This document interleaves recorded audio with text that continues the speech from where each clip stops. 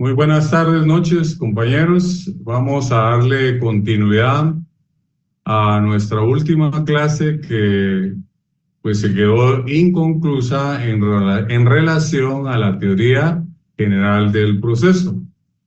Como ya se ha dicho en clase y en forma virtual, no se tendrán intervenciones. Así que se van a bloquear siempre los micrófonos, la cámara y no se va a dar participación a nadie. Usted toma nota y si hay alguna duda la plantea en clase presencial. Le voy a pedir favor al auxiliar que nos ponga la diapositiva donde nos quedamos para que pues ahí tengamos nuestro punto de partida y no repetir lo que ya se dijo. Esta es la que antecede a donde nos quedamos, pero es el punto que vamos a desarrollar de aquí en adelante. Se recordarán que vimos que la única forma normal de ponerle fin a un proceso se llama sentencia, pero que también existen las formas anormales de ponerle fin a un proceso. Y esas surgen en cualquier etapa del proceso y evitan llegar hasta la sentencia.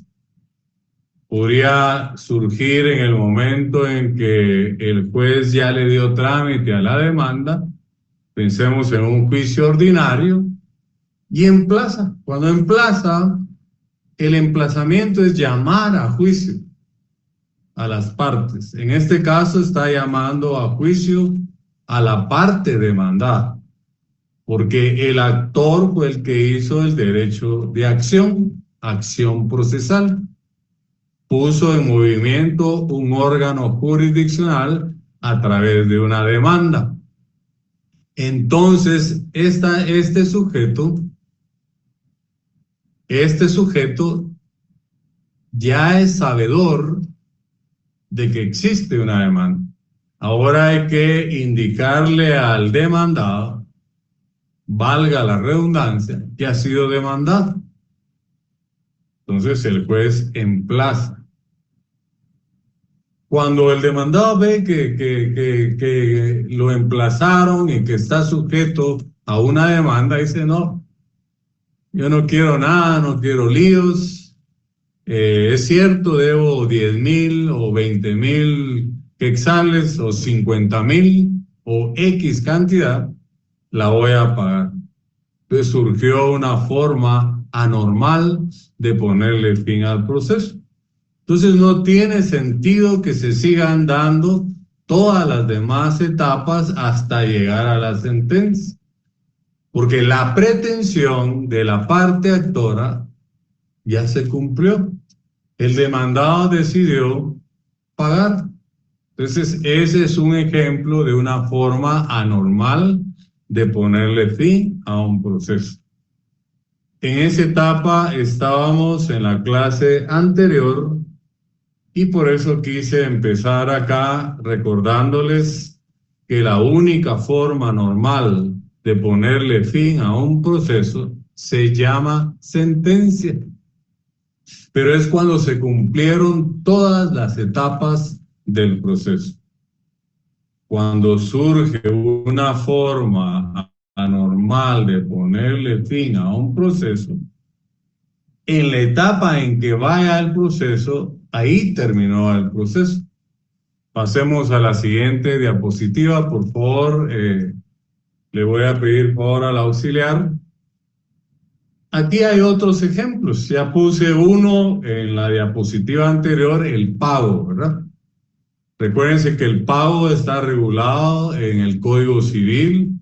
Es una forma, pues, de extinguir las obligaciones, ¿verdad?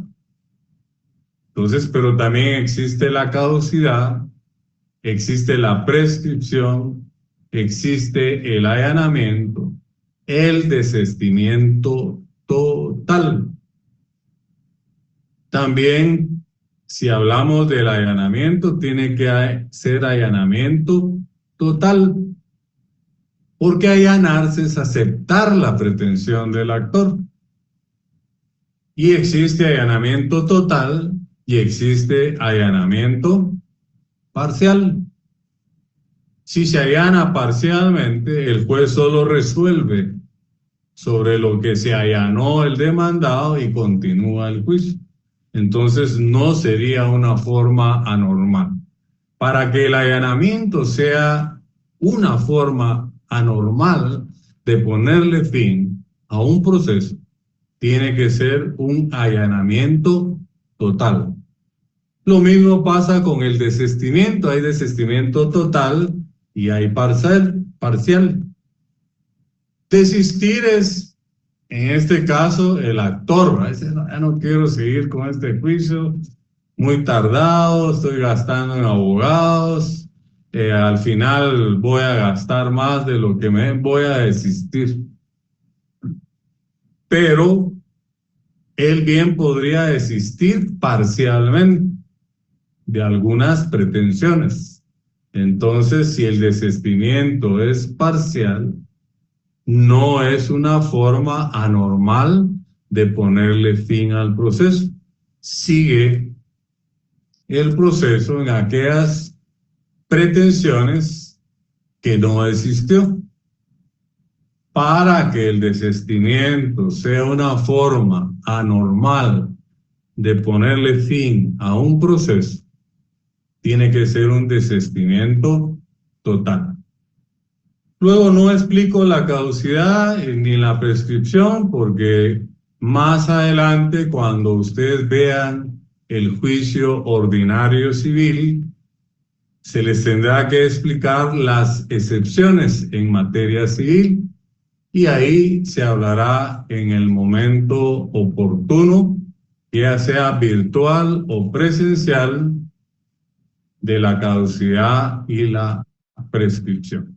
Pasemos a la siguiente diapositiva, por favor.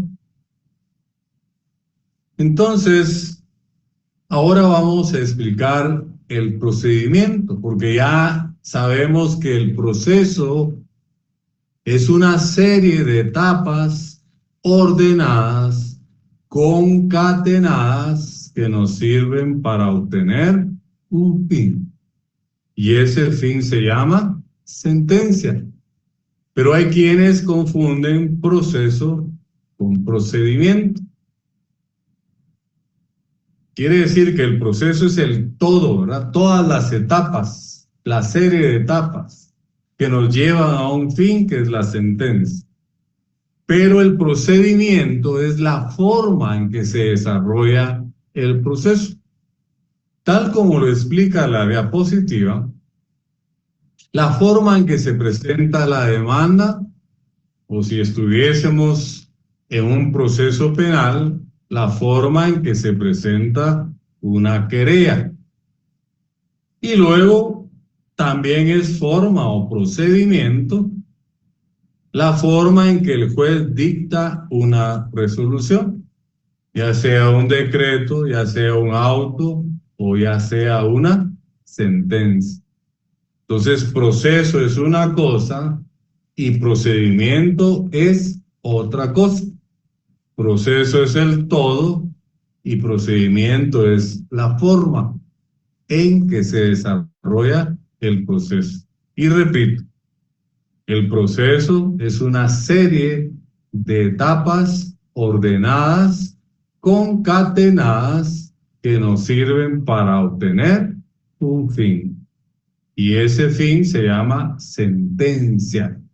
Y la sentencia es la única forma normal de ponerle fin a un proceso. Ya sabemos a estas alturas que existen las formas anormales de ponerle fin a un proceso. Pero si usted está tomando nota, lo vamos a entender de una manera más fácil. Ponga ahí en sus notas, si la sentencia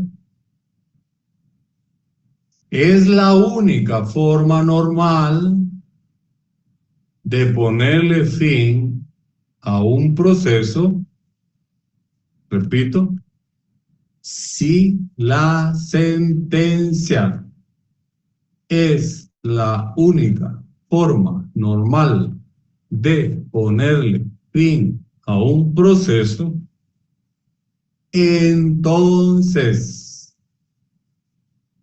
cualquier cosa que le ponga fin a un proceso y no sea la sentencia, es una forma anormal de ponerle fin al proceso. Lo voy a repetir por si alguien pues, no alcanzó a tomar nota de un solo. Si la sentencia es la única forma normal de ponerle fin a un proceso, entonces cualquier cosa que le ponga fin a un proceso y no es la sentencia, es una forma anormal de ponerle fin a un proceso. Entonces, ya entendimos qué es proceso, qué es procedimiento, las clases de resoluciones, decretos, autos y sentencias. Ya vimos que la sentencia es la única forma normal de ponerle fin a un proceso y que también existen las formas anormales de ponerle fin a un proceso. Y ya encontramos la diferencia entre proceso y procedimiento, ¿verdad? El procedimiento es la serie de etapas ordenadas, concatenadas entre sí, que nos sirven para obtener un fin. Y tal como lo dice la diapositiva, el procedimiento es la forma en que se desarrolla el proceso, la forma en que se presenta la demanda o, si estamos en penal, una querella, la forma en que se dicta una resolución, ¿verdad? El juez dicta una resolución. Pasemos a la siguiente diapositiva, por favor.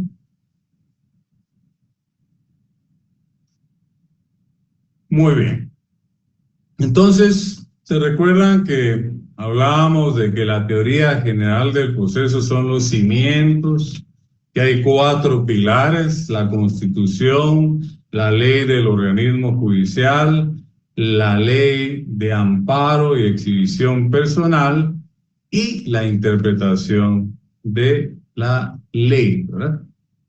Teoría general del proceso y 4 pilares. Y vimos que teoría quiere decir ciencia que estudia. Pero no solo estudia el proceso, es lo que nos quiere decir esta diapositiva. Si queremos crear una definición de teoría general del proceso, tenemos que decir lo siguiente. Anote. La teoría general del proceso es la ciencia que estudia el proceso, la acción, la excepción, todo lo relativo a la jurisdicción y la competencia, todas las actitudes de las partes y toda la actividad jurisdiccional del Estado.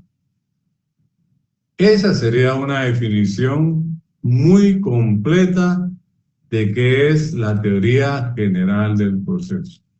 Es la ciencia que estudia el proceso, estudia la acción, estudia la excepción, estudia todo lo relativo a la jurisdicción y la competencia, y estudia toda la actividad jurisdiccional del Estado, y como vimos también ahí, que lo salté en la diapositiva, estudia todas las actitudes de las partes, que esas actitudes las vamos a conocer y a manejar cuando se desarrolle el juicio ordinario civil un poco más adelante.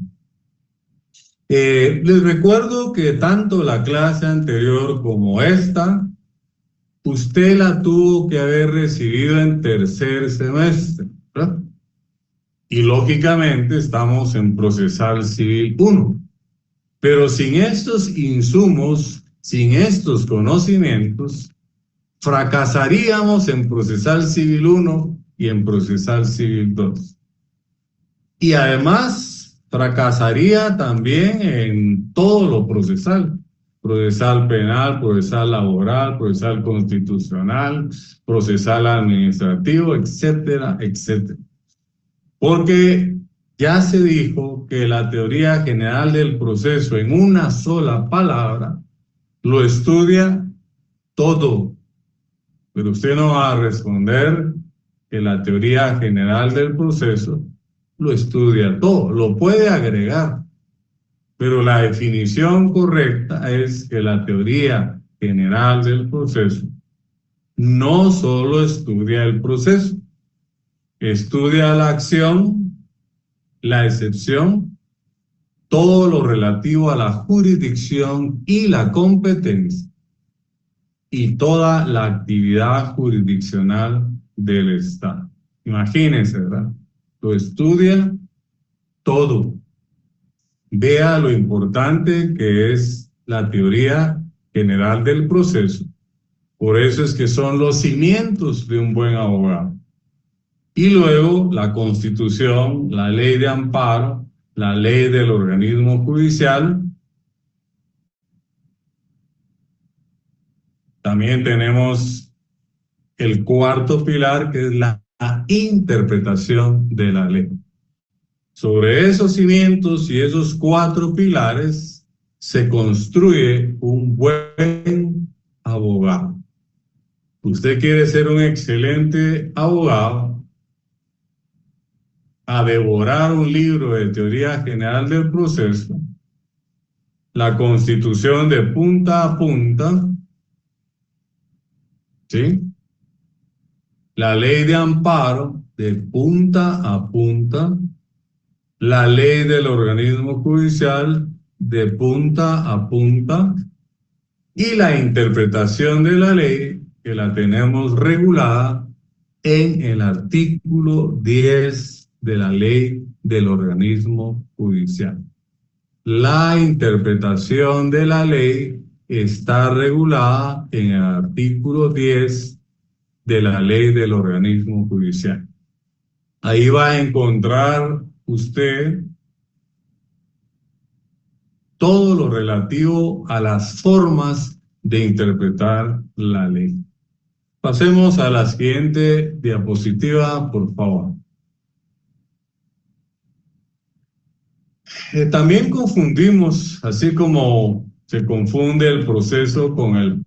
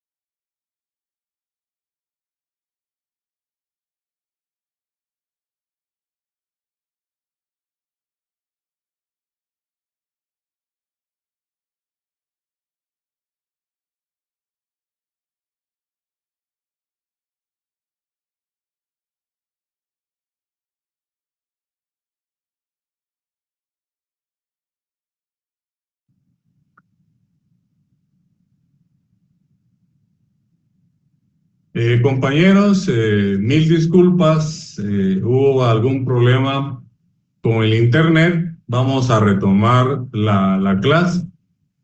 Les estaba explicando, ¿verdad? Que así como confundimos proceso con procedimiento, también se confunde derecho de acción con derecho de petición.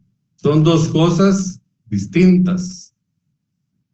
Vecinos son, les decía, donde se interrumpió por problema del internet, Porque el artículo 28 de la Constitución, anoten, ahí está el derecho de petición. Y en el artículo 29 de nuestra Constitución, ahí está el derecho de acción.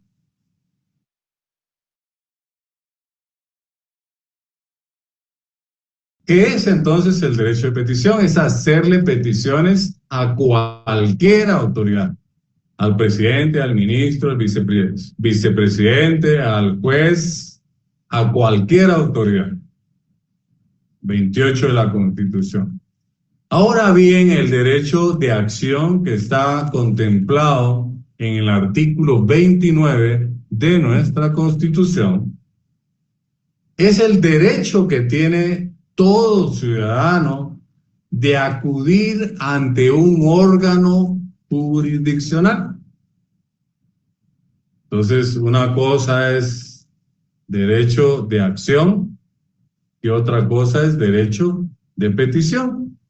Lógicamente, cuando usted hace uso del derecho de acción, que es acudir ante un juez, por ejemplo, a presentar una demanda, una querella, usted en esa demanda o en esa querella va a hacer peticiones. Pero no es lo mismo el derecho de acción que el derecho de petición. Yo le pediría como tarea que lea bien el artículo 28 de la Constitución y luego lea bien el artículo 29 para poder entender esta diferencia, ¿verdad? Y por eso es que hemos venido hablando de acción procesal, porque acción procesal es poner en movimiento un órgano jurisdiccional. Y en materia civil, la acción procesal se manifiesta a través de la demanda, ¿verdad? Cuando usted interpone una demanda, está haciendo uso del derecho de acción. Está poniendo en movimiento a un órgano jurisdiccional, en nuestro caso, de materia civil, porque estamos en procesal civil. Ahí en ese memorial, en esa demanda, va a haber un apartado de peticiones, de trámite y de fondo. Ahí está haciendo usted uso del derecho de petición, pero son dos cosas distintas. Pasemos, por favor, a la siguiente diapositiva. Entonces ya vimos que el derecho de petición se encuentra en el artículo 20. Y el derecho de acción se encuentra en el artículo 29 de la Constitución. Entonces, no confunda derecho de petición con derecho de acción. No confunda proceso con procedimiento. No confunda litis con pretensión, ¿verdad? Los abogados tenemos esa tendencia de confundir las instituciones jurídicas o también llamadas, en este caso, procesales. Pasemos a la siguiente diapositiva, por favor.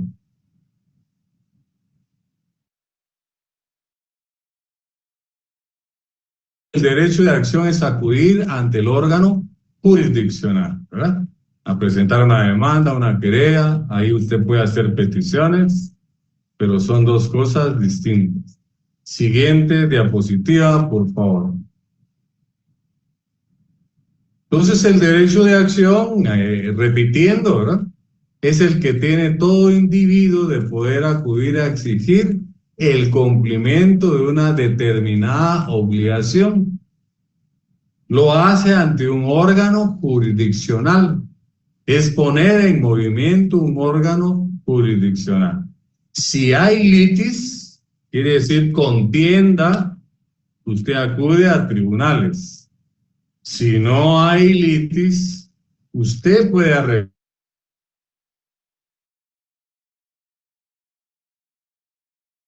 voluntaria. tal como lo dice la diapositiva que está proyectada. Siguiente diapositiva, por favor. Entonces, disculpen que repite, y repite, y repite, o repito, pero es para que se quede. El derecho de petición es el acudir ante cualquier autoridad para hacerle cualquier petición, ante el alcalde, ante un ministro, ante el presidente, etcétera, etcétera. En cambio, en el derecho de acción, solo puede acudir ante un juez, ante un órgano jurisdiccional. Siguiente diapositiva, por favor. Entonces ya vimos que la acción es un verbo, ¿verdad? Si lo buscamos en el diccionario, solo la palabra acción es un verbo. Y acción es movimiento, ¿verdad? Pero si le ponemos el apellido acción procesal, entonces ya tenemos una palabra compuesta, ¿verdad? La acción procesal, y quiere decir poner en movimiento un órgano jurisdiccional. ¿Cómo se pone en movimiento un órgano jurisdiccional en materia civil? A través de una demanda.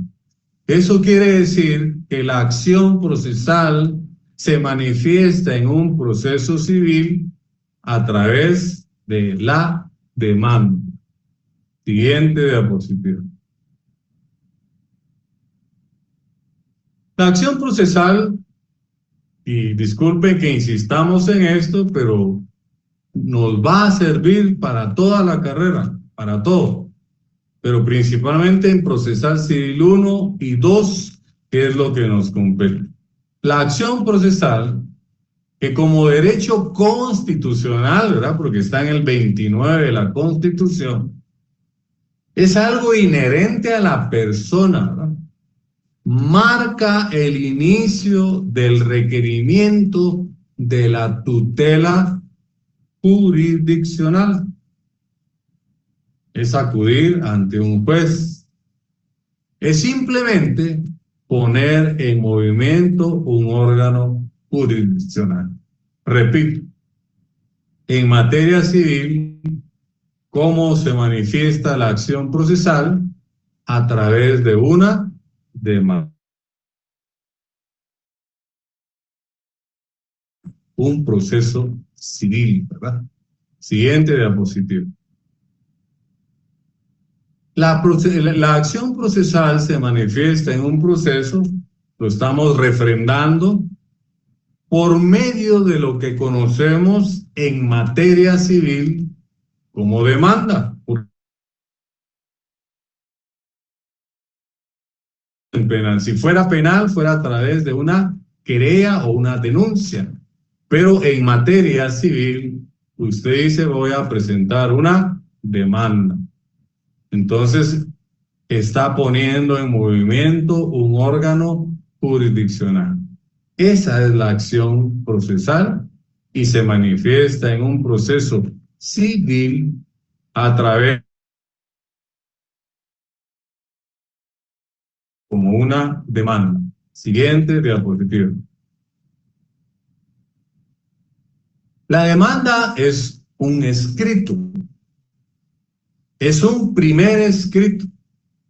Y vamos a encontrar pues en el Código Procesal Civil y Mercantil, Decreto Ley 107, artículos que le dan forma a ese primer escrito.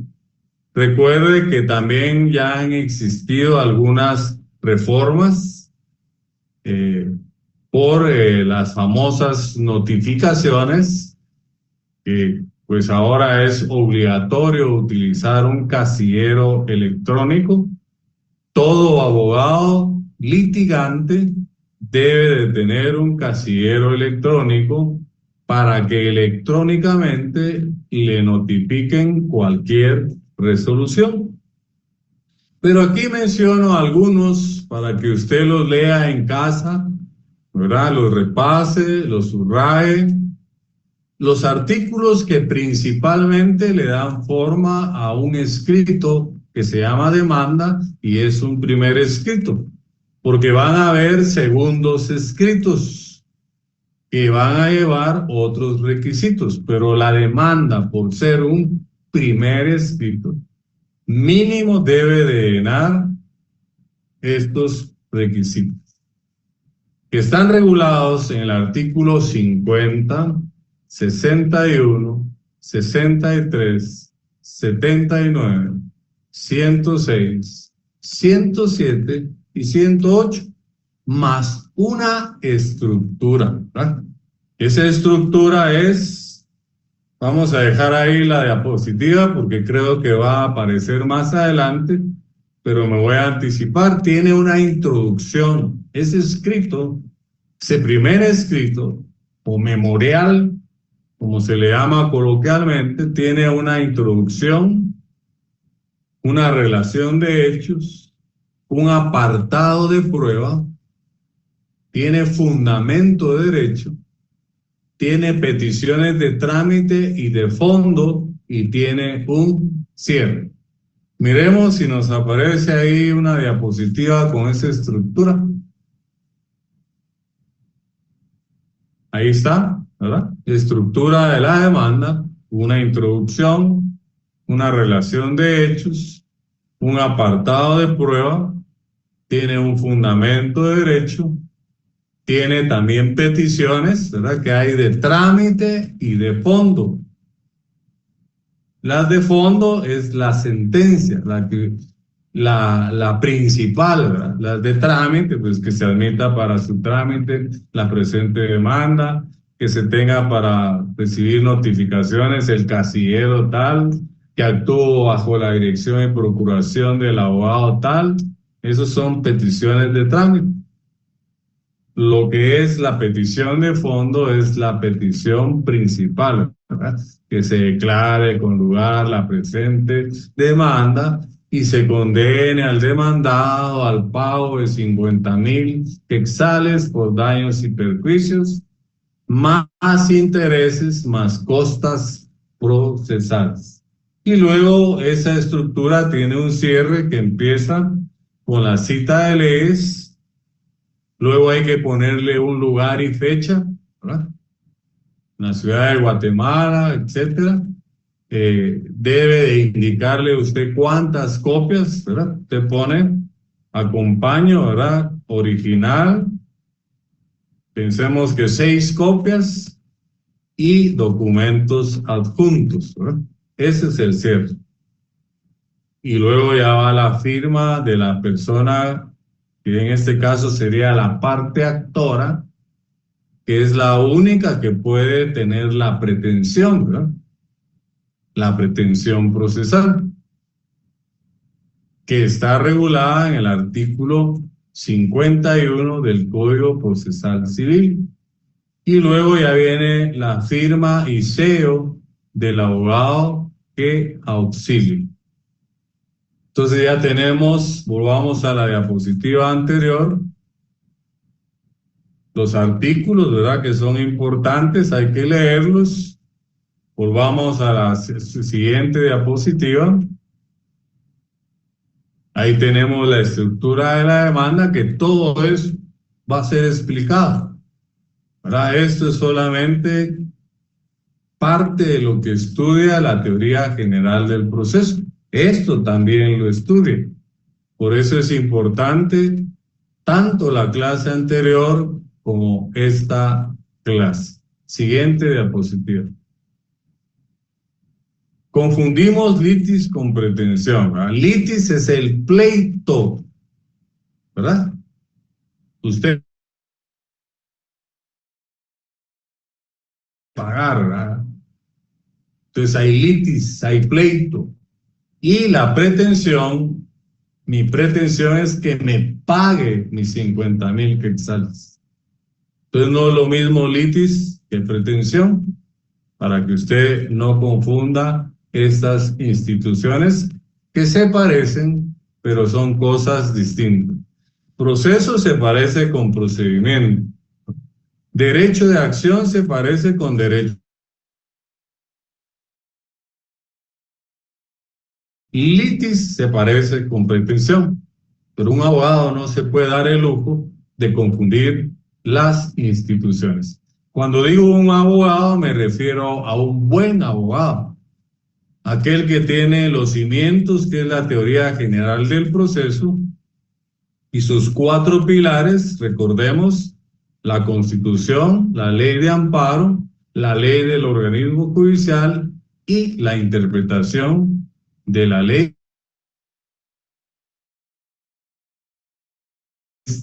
del organismo judicial. Siguiente diapositiva.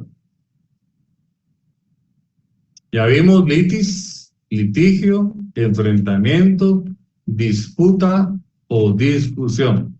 Siguiente diapositiva. Litis quiere decir pleito, discusión, controversia, litigio, etcétera, etcétera. Siguiente diapositiva.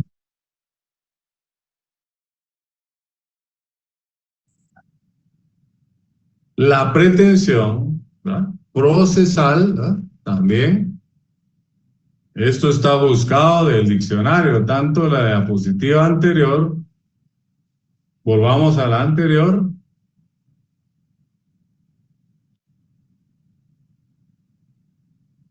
Esto lo encontré en el diccionario de la Real Academia de la Lengua Española, ¿verdad? Ahora miremos qué dice el diccionario de la Real Academia con la otra diapositiva. Pretensión dice acción de pretender. La pretensión al monopolio del nombre romano iba unida a una lucha por la posesión de la verdadera Roma. Es otra versión. Hay otra versión acá que dice cosa que se pretende conseguir. Señalo que la pretensión de los jueces es criminalizar estos procedimientos.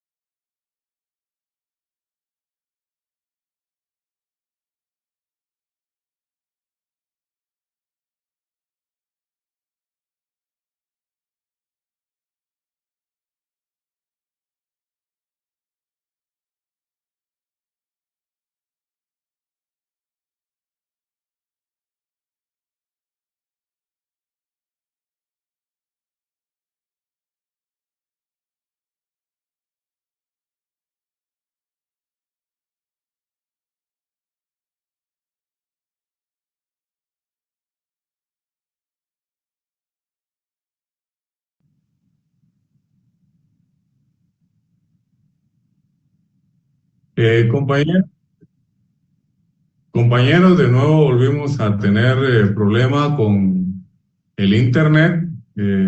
Está muy inestable.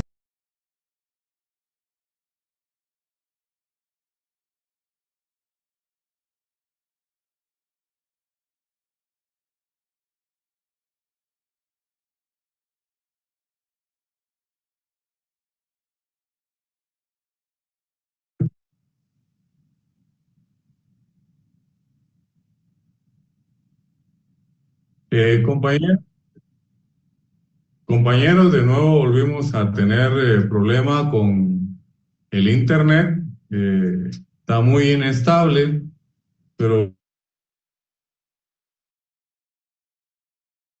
me proyecte la diapositiva donde nos quedemos, donde nos quedamos, y ya vamos a llegar casi al final de esta clase por razón de tiempo. Entonces estábamos hablando de la pretensión, ¿verdad?, y de la litis, que son dos cosas distintas. Miremos qué nos aparece en la siguiente diapositiva.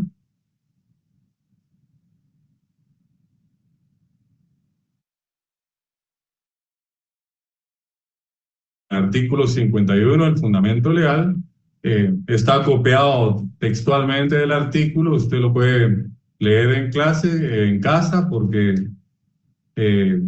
pues para no perder tiempo, que estamos ya casi sobre la hora para concluir. Entonces, yo creo que es prudente solo pedir las disculpas del caso que se interrumpió en